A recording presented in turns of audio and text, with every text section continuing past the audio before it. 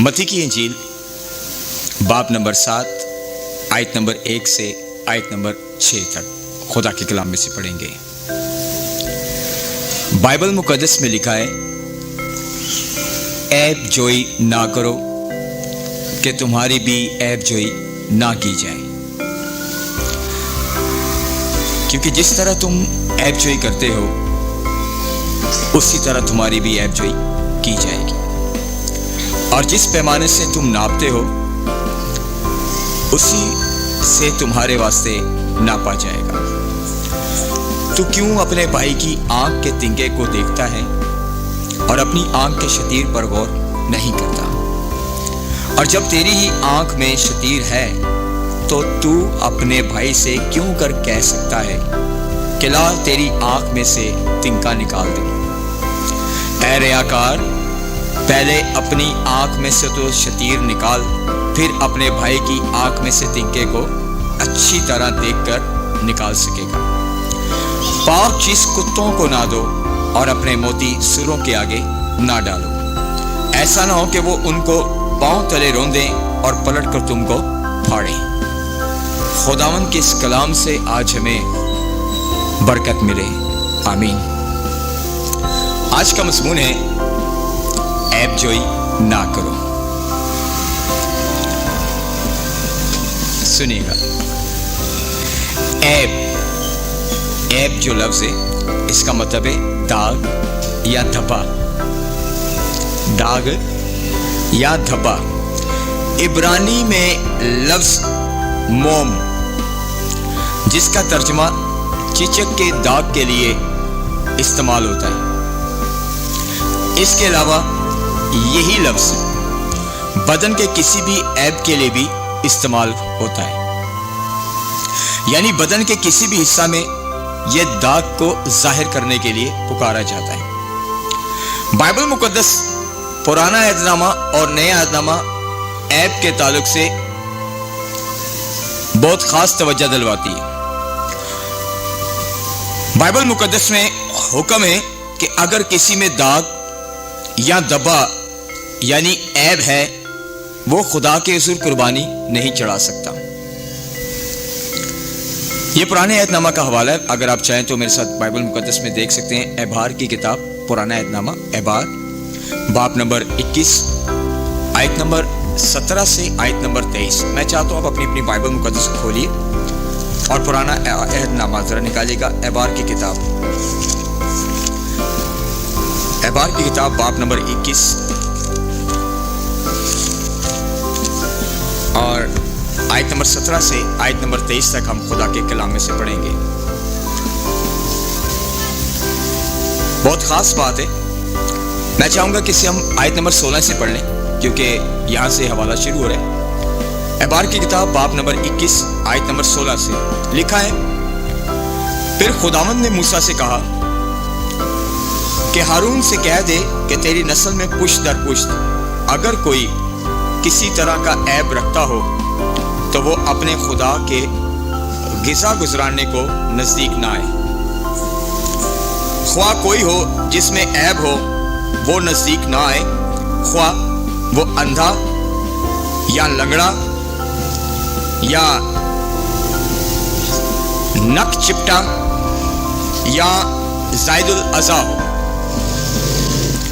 या उसका पांव टूटा हो या हाथ टूटा हो, या वो कुबड़ा हो या बोना, या उसकी आंख में कुछ नुक्स हो, या खुजली भरा हो, या उसके पिपड़ियां हो, या उसके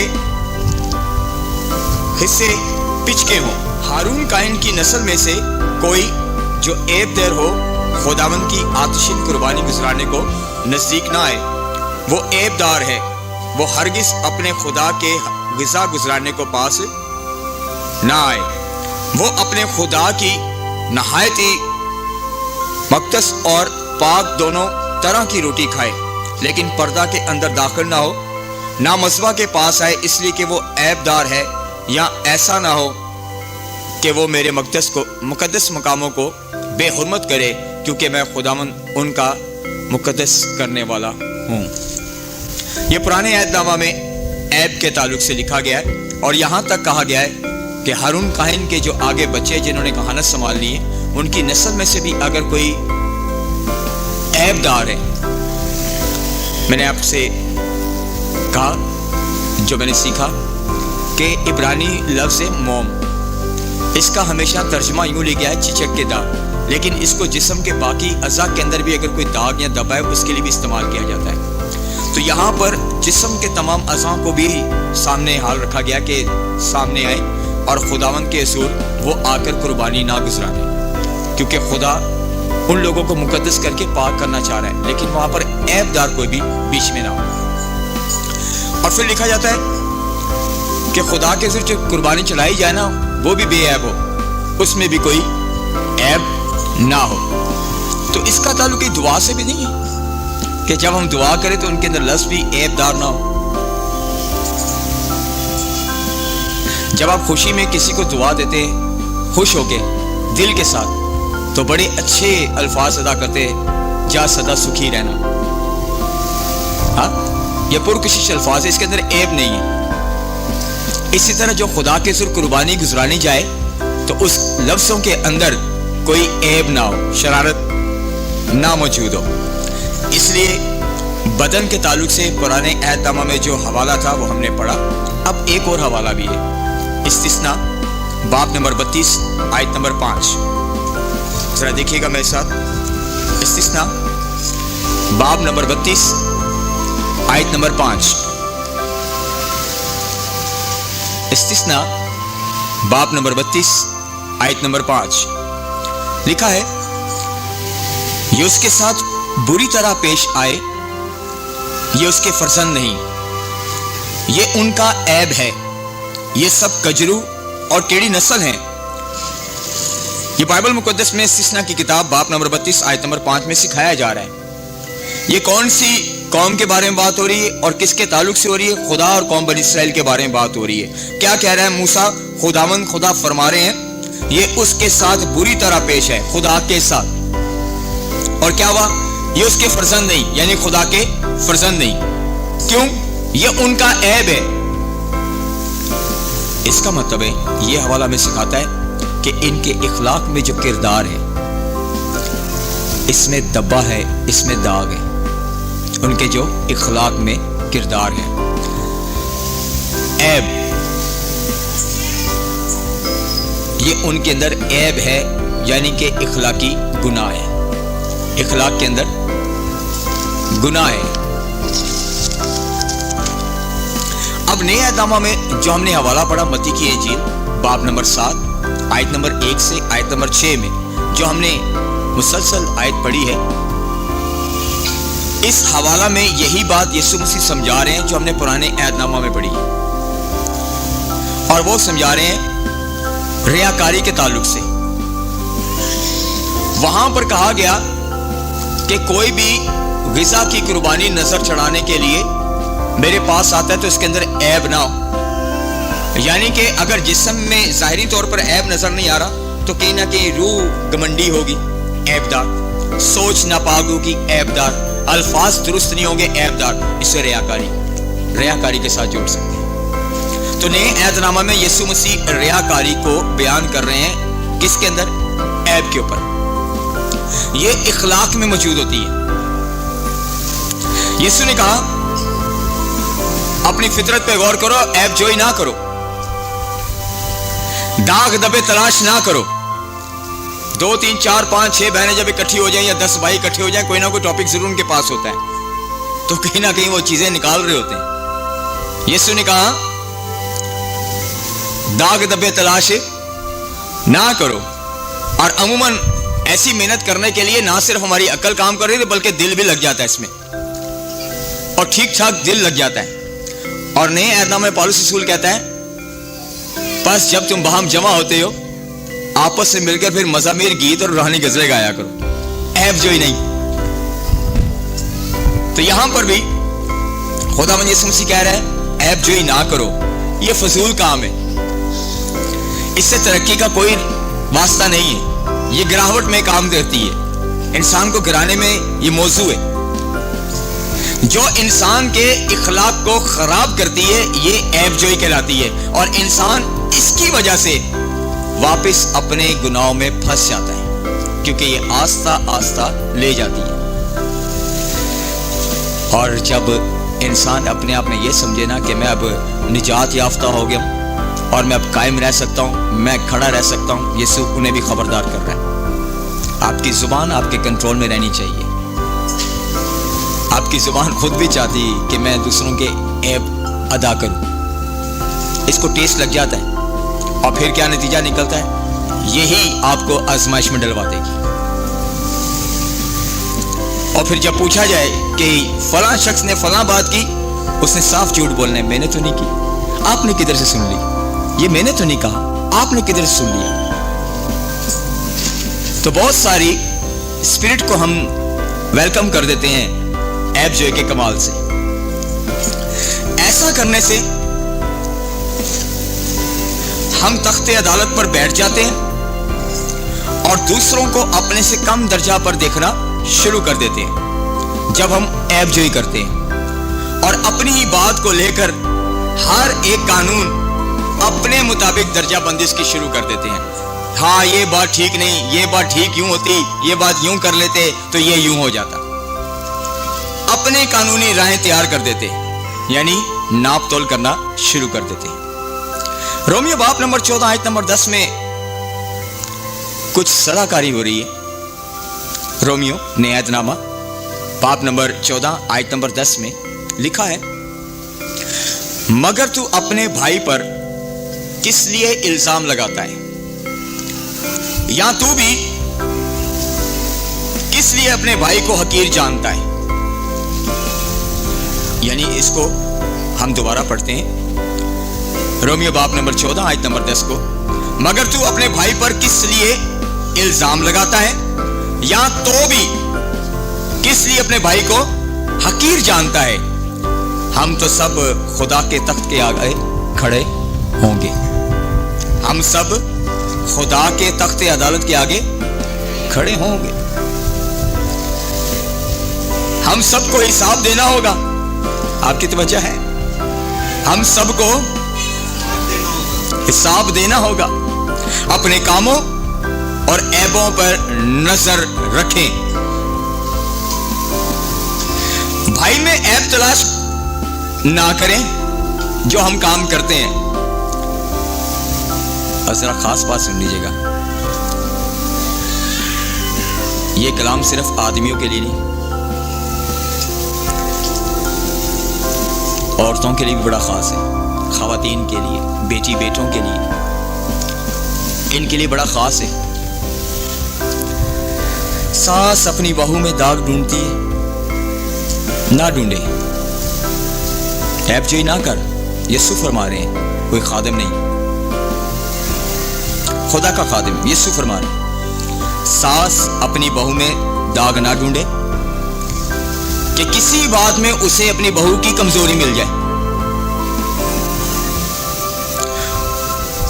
اور بہو اس کی غلام ہو جائے۔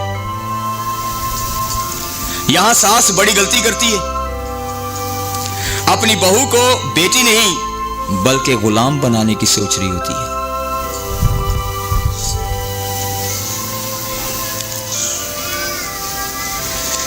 تاکہ علاقے میں، رشتہ داروں میں اس کی واہ واہ ہو، بلے بلے ہو، اور اس کے نہ سمجھی کے اس فیصلے سے جس بیٹے کو اس نے جنم دیا، اچھی طرح پالا، خوشیاں دیکھنے کے لیے زندہ رہی، اسی بیٹے کی عزت کو پھر خود پامال کرواتی ہے، کیونکہ جو بیٹی اس بیٹے کے ساتھ جڑ گئی وہ اس خاندان کی عزت بن جاتی ہے۔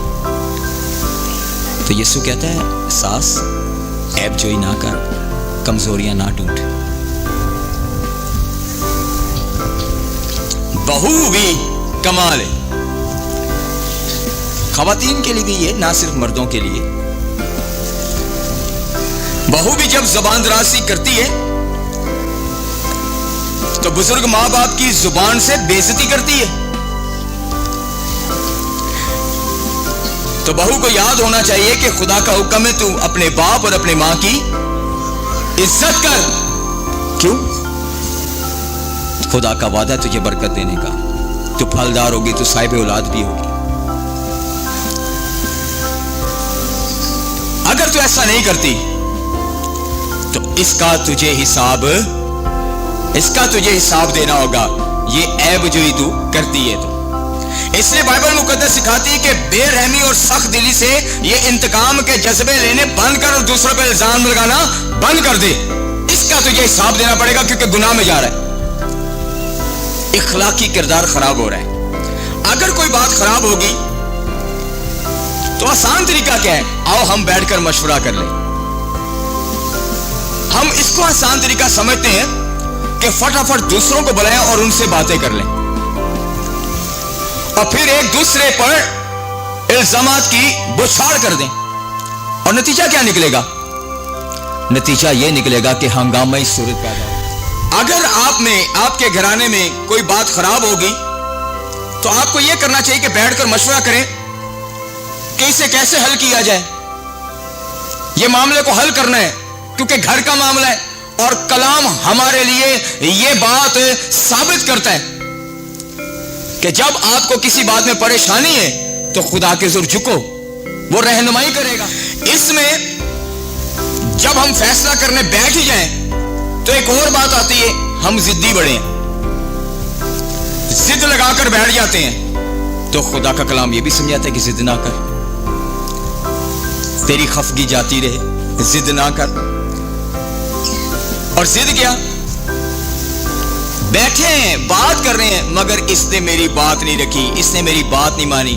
अब जब इसने मेरी बात नहीं मानी तो मैं फिर इसको ऐसा करके दिखाऊंगा, मैं इसको ऐसा करके दिखाऊंगी।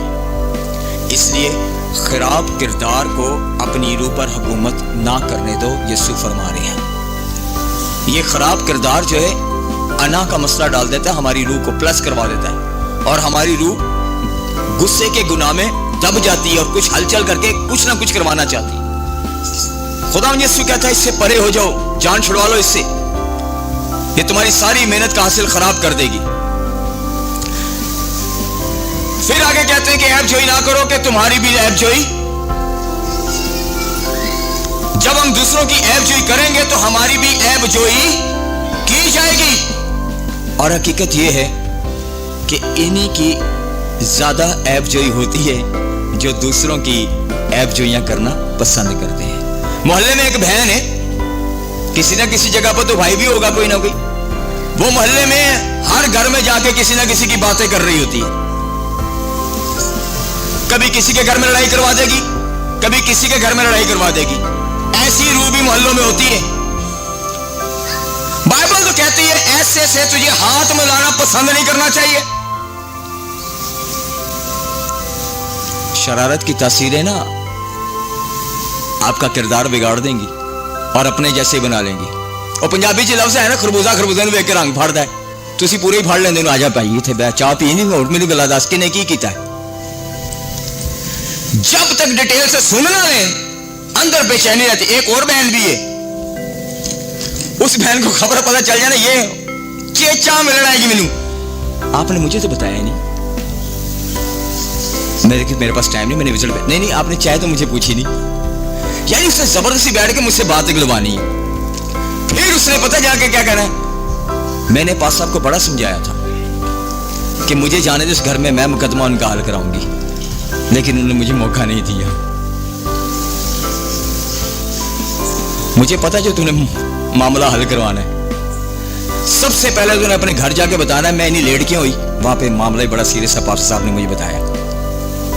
सबसे पहले वो बीच घर के अंदर फैल गया, वहां तेरी बहू भी, वहां तेरे बच्चे भी, हो सकता तेरा जवाई भी हो गए। फिर वो मामला कहां से कहां निकल गया, बड़ी दूर चला जाना है। और फिर हो सकता है सोशल मीडिया का दौर है, व्हाट्सएप ग्रुप में बात चली जानी, और कहां चलेगी, पूरी दुनिया के अंदर। अब जो जो सुनेगा लोग उसके लिए दुआएं भी कर रहे, रोजे भी रख रहे, वो बात वो ऊपर जा रही है। किसने मौका दिया ये?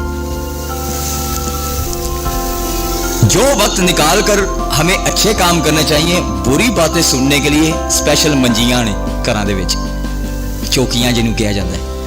कई तो शोहर ना जिहड़े बाबे ने दादे जी नूं कहे जांदे ने, وہ کہنے لگا ہوں میری بڈھی یہ چوکی چڑھ گئی. یعنی ایک کہانی 3 عورتیں 3 کہانیاں, تو وہ اسی بات پر بنائی گئی.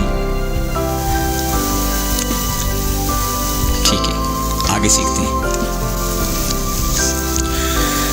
جو دوسروں کی نیک نامی پر رحم نہیں کرتا, ان کی نیک نامی پر بھی رحم نہیں کیا جائے گا. اتنا ہی نہیں, ایسا کرنے کی وجہ سے خدا ان کی عدالت بھی کرے گا جو دوسروں کی نیک نامی کو اچھالتے ہیں, خراب کرتے ہیں.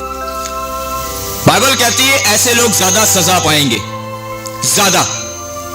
پھر آگے لکھا ہے جس پیمانے سے تم ناپتے ہو اسی سے تمہارے واسطے بھی ناپا جائے گا.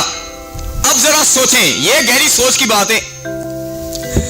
جس طرح ہم اپنے بھائیوں کے عیب نکالتے ہیں, ان کی عیب جوئی کرتے ہیں, ان کے داغ ڈھونڈتے ہیں, دبے نکالتے ہیں اور ان سے پھر ویسا ہی برتاؤ کرتے ہیں جیسا ان کے اندر سے دبا نکلنا ہے, ویسا ہی برتاؤ کرتے ہیں. اب سوچئے یہ کہ جس طرح کا ہم نے اپنے بھائی میں سے داغ نکالا اور اس کے ساتھ ویسا برتاؤ کرتے ہیں, اگر خدا ہماری طرف اس طرح کی نگاہ کر لے تو ہم تو فل بٹا فل عیبوں سے بھرے ہوں گے. تو پھر ہمارا حال کیا ہونے والا ہے؟ اگر خدا ایک ایک کر کے ہمارے اندر سے عیب نکالے تو عیب کے لیے کہا ہے گناہ کی مزدوری, ہمارا حال کیا ہوگا؟ جو دوسروں کے ساتھ پارٹنرشپ کرتے ہیں نا, یہ بھی ایک بڑی زبردست فیلوشپ ہو گئی ہے علاقوں کے اندر کہ جب برائی کے لیے بہنیں یا بھائی بیٹھے نا تو ان کا گروپ بہت زیادہ بڑھ جاتا ہے. آج کل نوجوان لڑکوں نے کام کیا ہوا ہے, چوک پہ کھڑے ہو جائیں گے, جو جا رہا ہے بیچارہ کوئی بزرگ سودا لینے جا رہا ہوگا, اس کی پتہ نہیں کیا مجبوری ہے کہ بچے گھر پہ کے کام پہ گئے ہوں گے, پیچھے مذاق اڑائیں گے. انہیں پوری عمر کیتا گئی دے بچے دے وفادار نہیں نے, عجیب کام کرتے ہیں. بھائی وہ تمہیں تو نہیں کہہ رہا, بزرگی میں خود چلا گیا, تمہیں اس نے پریشان کیا, اس کو پتہ ہے میں نے اپنے گھر کی عزت ڈھانپنی ہے, اس لیے کیونکہ بزرگ ہے, تجربے کار ہے. تم چوک پہ کھڑے ہو کے کیا کر رہے ہو؟ اس بات کا انہیں حساب دینا پڑے گا, اور نہ صرف انہیں, ان کے ماں باپ کو بھی جنہوں نے ان کو آزاد چھوڑا ہوا ہے. آگے سنیے. خدا انصاف کا خدا ہے. جس طرح کا ہمارا کردار ہوگا نا تو پھر سوچیں وہ ہمارے ساتھ کیا کرے گا, ہمارا کیا بننا ہے. اگر ہم اپنے بھائیوں کی غلطیوں کو انتہا تک پہنچا دیں, ناپنا شروع کر دیں, اوہو اس نے تو یہ کر دیا, یہ انتہا ہے. اگر ہم اپنے بھائیوں کی غلطیوں کو اتنا اوپر لے جائیں کہ ناپنے لگ جاتے ہیں, تو خدا بھی اگر ہماری خامیوں کو نکال کے ترازو میں ڈال دے, وہ اسے ناپ تول کرنا شروع کر دے, تو ہمارا پھر کیا بننے والا ہے. اور کئی لوگ تو بڑے عظیم لوگ ہوتے ہیں, ان کے لیے یسوع نے کیا فرمایا؟ آگے لکھا ہے تو کیوں اپنے بھائی کی آنکھ کے تنکے کو دیکھتا ہے اور اپنی آنکھ کے شتیر پر غور نہیں کرتا. یہ تو لگتا ہے میرے لیے کلام ہے. پھر سنیے, تو کیوں اپنے بھائی کی آنکھ کے تنکے کو دیکھتا ہے اور اپنی آنکھ کے شتیر پر غور نہیں کرتا. ہر شخص اس لائق نہیں ہوتا کہ دوسروں کو ملامت کر سکے. ہر شخص اس لائق نہیں کہ وہ دوسروں کو ملامت کر سکے. جو لوگ اپنے لیے شرمندگی کا باعث ہوتے ہیں, وہ اگر دوسروں کی ملامت کریں گے تو کچھ فائدہ نہ ہوگا, کچھ بھی فائدہ نہیں ہوگا, کچھ حاصل نہیں ہوگا. اس بات میں یسوع نے کیوں کا لفظ استعمال کیا ہے. میں ذرا دوبارہ پڑھنا چاہوں گا. تو کیوں اپنے بھائی کی آنکھ کے تنکے کو دیکھتا ہے, کیوں کا لفظ استعمال ہوا یہاں. سوال ہے کیوں سے. یسوع نے سوالیہ انداز میں جھڑکا ہے. کیوں جھڑک ہے, اس کے اندر جھڑکا ہے. وہ چھوٹی غلطیوں پر اپنے بھائیوں سے لڑتا ہے, چھوٹی چھوٹی غلطیوں پر. یعنی تو اپنے بھائی کی آنکھ میں تنکا تلاش کر رہا ہے, وہ تنکا تجھے فٹافٹ نظر آ جاتا ہے, جلدی سے دیکھ لیتا ہے چھوٹی چھوٹی غلطیوں پر, مگر اپنی آنکھ میں شتیر کا تجھے احساس تک نہیں. یسوع سکھا رہے ہیں کہ ہمیں دوسروں کے گناہوں کی نسبت اپنے زیادہ بڑے گناہوں کو نظر انداز نہیں کرنا چاہیے, ہمیں ان کو بھی دیکھنا چاہیے. آگے آیت نمبر 5 میں کچھ لکھا ہوا ہے, आयत नंबर 5, जो अपने भाई की आंख में तिनका ढूंढ रहा है और अपनी आंख में इसको शतीर नजर ही नहीं आ रहा, एहसास ही नहीं। आयत नंबर 5 में यीशु ने कहा, ऐ रियाकार, पहले अपनी आंख में से तो शतीर निकाल, फिर अपने भाई की आंख में से तिनके को अच्छी तरह देखकर निकाल सकेगा। आपको कभी इत्तेफाक हुआ किसी मट्टी वाली जगह पर हो और अचानक कोई बेलचे से ऐसे मट्टी उड़ाए और वो पाउडर जो है दानों की सूरत में हमारी आंखों में पड़ जाए, तो सारे ऐसे से करेंगे, तो उनमें से कोई वहां पर होता है जब सारे ऐसे कर रहे हो, वो कह रहे हो यार दिखा मैं तेरी आंख देख, अपनी आंखों के आगे भी यूं कर रहे हैं, ला मैं तेरी आंखें देख, नजर आएंगी इसको? आंख में शतीर है, वो तीला लबंडे हैं। हाँ जी, सुनिए, यहां एक मुफीद मशवरा है। बहुत से अफराद हैं जिनकी अपनी आंखों में शतीर है, लेकिन वो इस बात पर गौर नहीं करते, वो फिक्रमंद नहीं, परवाह नहीं करते, वो बड़े बड़े गुनाह से मगलूब हैं लेकिन एहसास नहीं करते, बल्कि अपने आप को रास्तबाज ठहराते हैं। अच्छे खासे रास्तबाजी के काम करने शुरू कर देंगे इसलिए कि हम ठीक हैं, और रास्तबाजी के काम करने के लिए वो पैसा भी लगाएंगे। जो पैसा रास्तबाजी के कामों में इस्तेमाल कर रहे हैं, हो सकता है वो दुरुस्त राह से आया ही ना हो, ठीक राह से आया ना हो, लेकिन अपने आप को सच्चा मनवाने के लिए रास्तबाजी के काम शुरू कर देंगे। यीशु ने कहा, वाज़ेह तौर पर सुन लो, ये रियाकारी है। ये चले मैं आपको एक बताता हूं बात, कलीसिया में होती है कमजोरियां भी, अक्सर देखने में है कि अगर कोई चोरी का पैसा लाकर चर्च के अंदर मिठाई बांटे, ये काबिल कबूल होगी? सूद का पैसा लाकर चर्च के अंदर जलेबियां बांटे या मिठाई बांटे, काबिल कबूल होगी? तो ये रास्तबाजी के काम खुदा को पसंद आएंगे? ऐसे लोग हैं। यीशु ने कहा, ये रियाकारी है। रियाकार लोग ऐसे काम करते हैं इसलिए कि वो अपना कसूर नहीं मानते, अपने ऐब छुपाने के लिए ऐसे कामों की तरफ तवज्जो करवा लेते हैं। और आज बड़े बड़े क्रूसरों के अंदर ऐसे लोगों को स्टेज पर बिठाया जाता है जिनका काला धंधा चल रहा है। मैं वासे कह रहा हूं, लोग समझते भी हैं मैं किनके बारे में बात कर रहा हूं। और स्पेशल मेहमान खुसूसी बुलाया क्योंकि इन्होंने पैसा लाना है। आपको पता नहीं कि कैसा कमाया उन्होंने, फिर उस इबादत में बरकत होगी। वहां तो खुदा मुत्तफिक ही नहीं होना पसंद क्यों होगा भाई? वो पाक खुदा है, क्यों ऐसी जगह पर आएगा? सुनिए, ऐसे लोग अपने कसूर नहीं मानते, इन्हें तौबा या इस्लाह की जरूरत नहीं, ये उनके ज़हन में है, क्योंकि पैसा उनके अंदर बोल रहा होता है, असी आप पटेस्ता आता।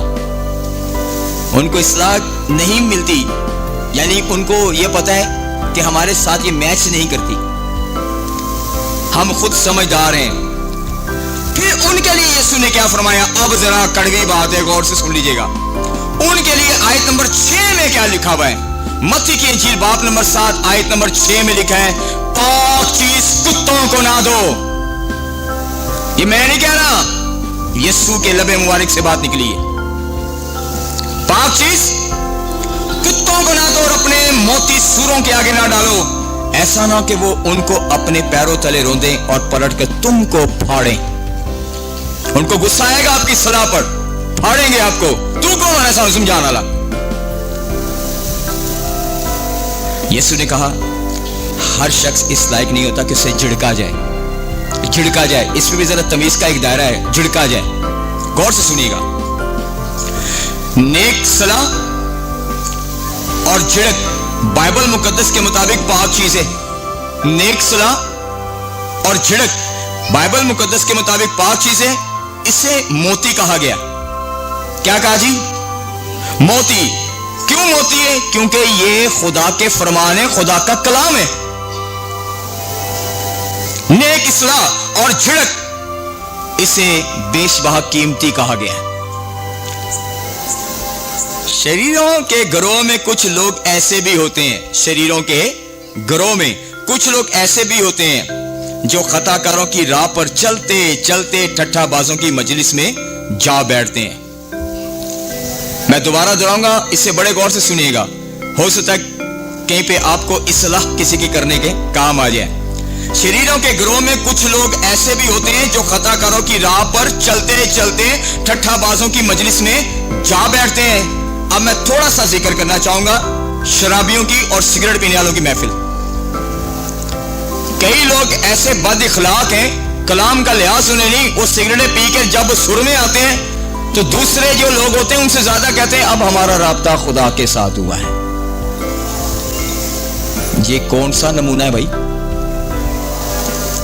دوبارہ اس بات کو دہراتا ہوں, وہیں سے شروع کرتا ہوں. جب کسی بگڑیلے کی اصلاح کی جائے جو اپنا قصور نہیں مانتا, وہ چاہتا ہے کہ میری کوئی صلاح نہ کرے, مجھے کوئی تنبیہ نہ کرے, تو یسوع مسیح نے اس کے لیے لفظ پتہ کیا کہا؟ آیت نمبر 6 میں لکھا ہے, متی کی انجیل باب نمبر 7 آیت نمبر 6 میں لکھا ہے, پاک چیز کتوں کو نہ دو اور اپنے موتی سوروں کے آگے. یہ میں نے نہیں لکھا, یہ یسوع کے لب مبارک میں سے آواز آ رہی ہے. ایسا نہ ہو کہ وہ ان کو پاؤں تلے روندے اور پلٹ کر تم کو پھاڑ دیں. بیش بہا قیمتی, جی آپ کی توجہ ہے.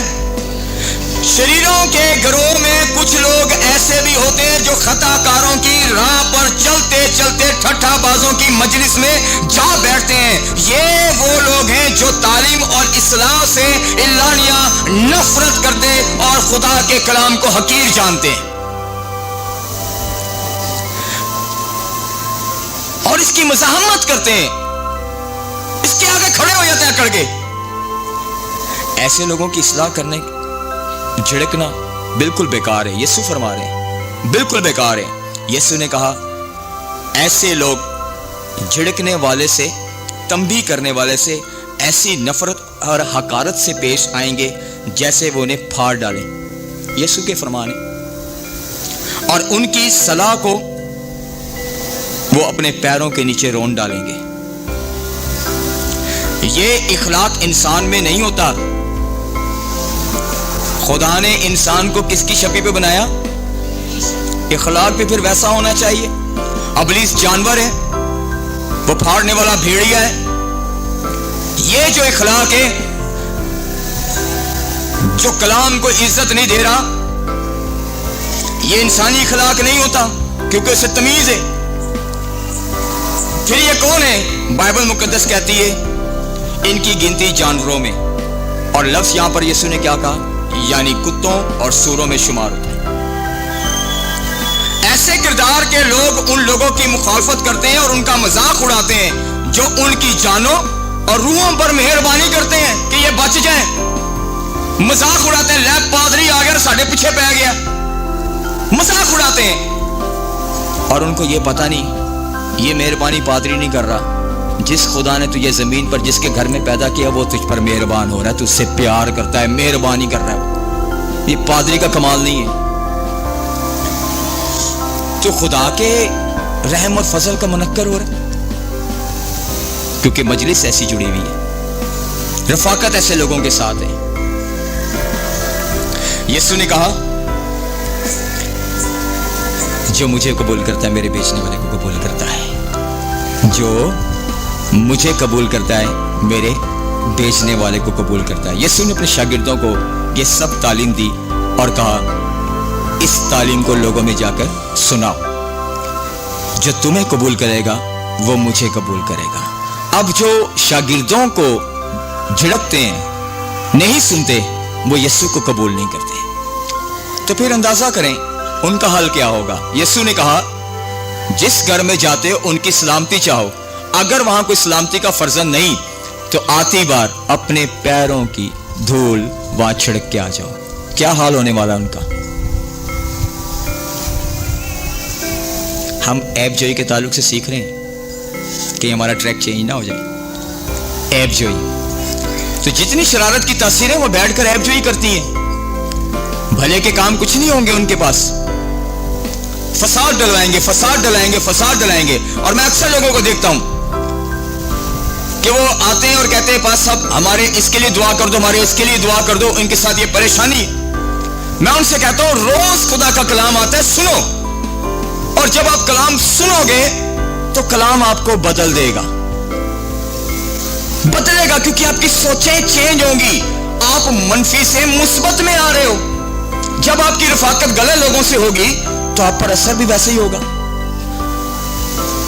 صلاح کاروں کی کثرت میں سلامتی ہے، اور صلاح کار خدا کا کلام ہے. تو جب ہم نے عیب جوئی کے لیے دروازے کھولے ہوں گے تو پھر اس کا اثر پتہ کیا ہوگا؟ ہمارے گھر کے آنگن سے شروع ہوگا، ہمارے پڑوس میں، پھر ہمارے علاقے میں، پھر ہمارے شہر میں، اور پھر ہمارے ملک میں. پھر آندیاں طوفان آئیں گے، کیونکہ اس کے ساتھ گناہ کا تعلق ہوتا ہے. بے موسمی کام شروع ہو جائیں گے. سدوم اور عمورہ پر ان کو پتا تھا گندک کی آگ آنے والی، جس سے خدا زمین پر آیا برباد کرنے کے لیے، کیونکہ ان کا گناہ بہت بڑھ گیا تھا. اسی طرح بہت سے ملکوں کے اندر یہی معاملات ہو رہے ہیں. وہ چھوٹے سے گھر سے شروع ہوگا، پڑوس میں، پھر 2-4 اور گھروں میں، وہ ایریا کو کور کرے گا، پھر اس علاقے کے شہر کو، اور پھر ملک کو، پھر بربادی شروع. لیکن جو لوگ خدا کے ساتھ تعلق رکھتے ہیں وہ کلام سننے کے بعد توبہ کرتے ہیں. پھر لکھا ہوا ہے توبہ کرو تاکہ تمہارے گناہ مٹائے جائیں. خدا کے حضور سے تازگی کے دن آئے. یونا نبی نینوہ شہر میں گیا اور کہا تمہارا گناہ آسمان تک پہنچ گیا ہے، 40 دن ہیں، توبہ کر لو، برباد ہو جاؤ گے، خدا مار دے گا. انہوں نے فٹافٹ اس بات کو اپنی اصلاح کے لیے لیا کہ بات کچھ ہے، اور انہوں نے توبہ کی، روزہ رکھا. کیا ہوا؟ 40 دن کے بعد وہ شہر برکت پا گیا، بچ گیا. ہمارے گھر تباہ ہو رہے ہیں، شہر کی بات تو الگ ہے، لیکن ہمیں اپنے گھروں سے شروع کرنا پڑے گا. اتنی کلیسیاں علاقوں کے اندر، اتنا طوفان اٹھ رہا ہے بدی کا، تو کہیں نہ کہیں کلیسیاں کمزور ہیں، اور اس کے اندر جو پہلا رکا ہے وہ عیب جوئی کا ہے. یہاں سے دروازے ہلکے ہلکے کھڑکیوں کے ساتھ کھلنا شروع ہوتے ہیں، پھر بڑے دروازے کھلتے ہیں، رش لگ جاتا ہے، اور ان کی تلواریں جو زبان ہیں پھر وہ گالی گلوچ پر آ جاتی ہے. نالائکی والے کام ہے. خداوند کے کلام میں لکھا ہے ہر گندی بات تم سے دور رہے، تمہارے منہ سے نہ نکلے. جو کچھ تمہارے دل پر ہوگا وہی زبان پر آئے گا. دل تو آپ نے یسوع کے لہو سے دھو لیا، آپ یسوع کی دلہن کلیسیا بن گئے ہو، تو آپ کی زبان بھی دل کی طرح پھر پاک ہوگی. پریز گاڈ. جو خدا کلام کرتا ہے، آئیے آج اس پر عمل کرنے کے لیے خدا سے توفیق مانگیں.